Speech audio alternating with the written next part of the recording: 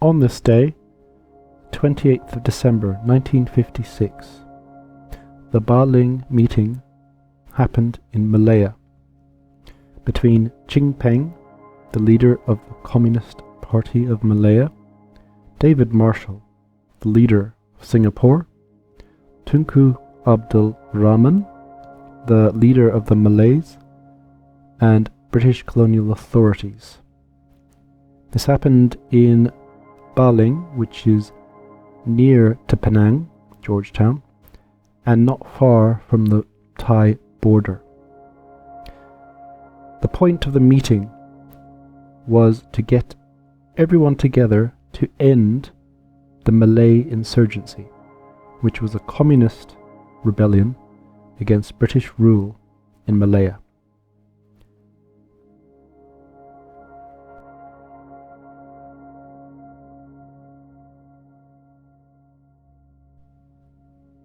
In 1948, the communists began their insurgency by assassinating a few British farmers, plantation owners in Malaya. The emergency was declared by the British authorities, and they committed to staying in Malaya until the communist insurgency had ended. The communist insurgency was mostly concentrated within the ethnic Chinese minority, who had been inspired by Mao's victory in mainland China. They used the language of Mao, they read his works, and they were inspired to imitate him throughout Southeast Asia. And during the 50s, 60s, and even into the 70s, many ethnic Chinese were communists, devoted to communism, and the Chinese communities within Southeast Asia had become the pools in which the communists were able to hide. This would end up, in some places, being a very bad thing for the Chinese communities, especially in Indonesia, sometimes in the Philippines as well. In Malaysia, it would also come back to bite them, although not as seriously as in other places.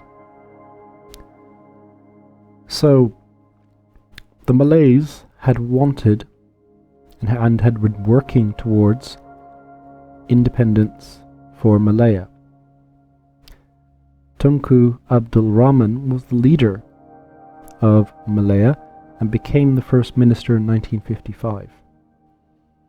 He wanted to have an independent country as soon as possible, but he realized that with a communist insurgency, that would not be possible. In before 1956, he had been suggesting that the communists, as well as other parties, should meet and negotiate for peace. Unlike in a place like Vietnam, where a large part of the population was in sympathy with the communist insurgents, the communist insurgents in Malaya only numbered at most 8,000, and the casualties numbered only in the low thousands in total by the end of the war.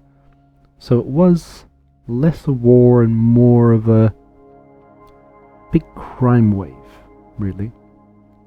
But it was a problem that needed to be sorted out before independence was granted. In 1955, Tunku Abdul Rahman gave amnesty to all communists if they came forward and surrendered. Singapore offered the communists the same deal. However, not many of them came forward and surrendered because of the consequences that they would face if the communists found out that they were about to surrender.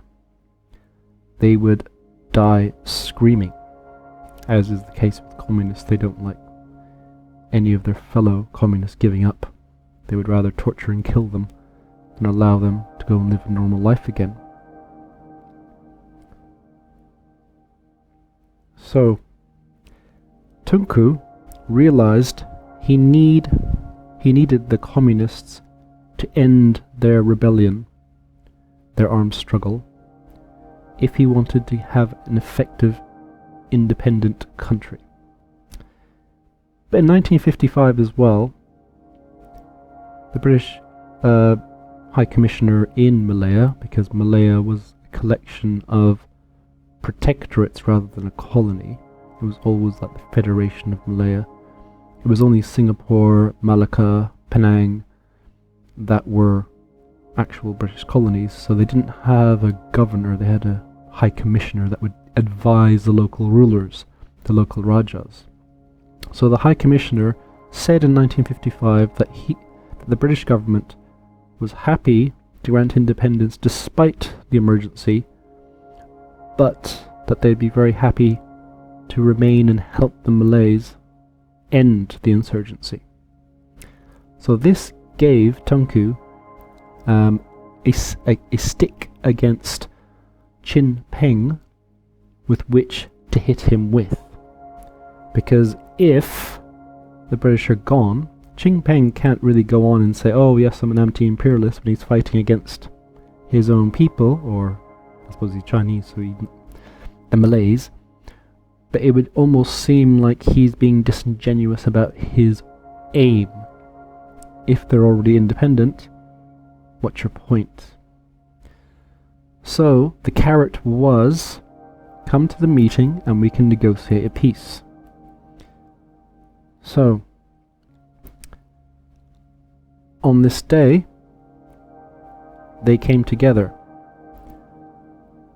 The communists, the Malays, the Singaporeans, and the British representatives. They came together to negotiate, and they negotiated over 8 hours. Now, the communists were not in the mood for negotiation. Don't know why, because they ended up losing anyway. Chin Peng, after this, ended up leaving Malaya and retired to Thailand. Tells you all you need to know about their prospects. The communists did continue fighting, but they were fighting a losing war at this point. The meeting fell apart, and so that was that. There was no agreement. Malaya was going to become independent.